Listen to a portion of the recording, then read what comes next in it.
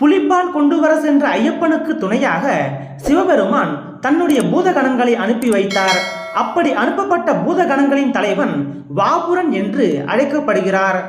மகிஷியுடனான போரில் ஐயப்பனுக்கு துணையாக வாபுரன் தலைமையிலான சிவபூதகணங்கள் கலந்து கொண்டன.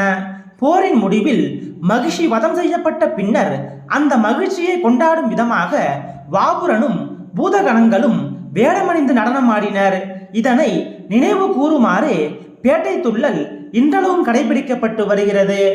ஐயப்பன் புலிகளோடு அரண்மனை திரும்பும் பொழுது காட்டின் எல்லை வரை வந்து வழியனுப்ப வந்த வாபுரனை ஐயப்பன் அழைத்து வனத்தின் எல்லையான எருமேலியிலேயே தங்கியிருக்க வேண்டும் எனவும் தன்னை தரிசிக்க காட்டு வழியாக சபரிமலை வரும் பக்தர்களை கொடிய வனவிலங்குகளிடமிருந்து காத்து வருமாறு கட்டளையிட்டார். அதன்படியே வாபுரனும் அங்கேயே தங்கி காவல் தெய்வமானார்.